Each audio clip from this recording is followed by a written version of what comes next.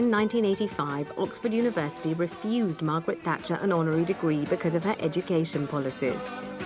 Compact discs looked set to replace vinyl records.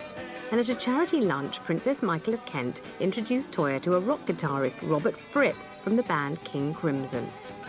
He approached me to do a charity album with him.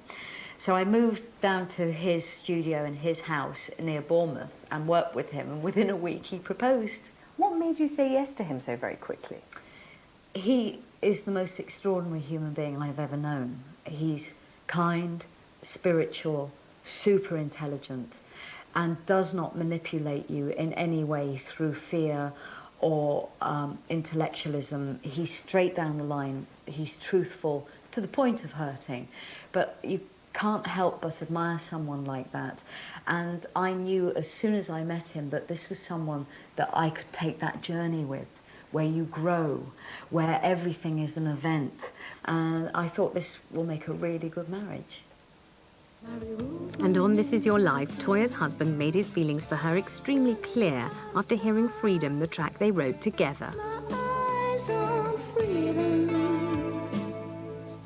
And Robert, that music really did come from the heart. I fell in love with my little wife when she sang that, and I haven't fallen out of love with her since. Oh, sweetheart, I love you. God, they look like tears of the most acute love. I've never seen anything like it. I mean, he's just sobbing at the sheer vista of your being there, isn't he? He's extraordinary. He really, really loves me. At the same time, he can go off on tour for a year and he'll phone me up in tears every day telling me how much he loves me. He's an extraordinary pot of juxtapositions. He really loves me, but we see very little of each other. I was just going to ask you about that, because it is a dynamic that fascinates everybody who ever holds forth about the subject of your marriage. Why does he have to be away so much? He'll never be at home. He'll never do it. What's he doing all the time? Why is he always away? And why don't you just go with him? And why aren't you together more? What's it all about? I refuse to be a rock and roll wife. My career has always been my priority. And it's the same with him.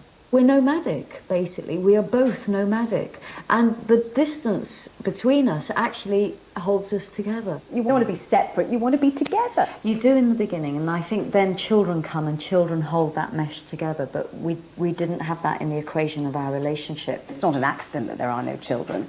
You took the decision to be sterilised, and it's what you wanted to do, and yet having done it, you immediately felt, you say, robbed of your femininity. It was very, very odd feeling.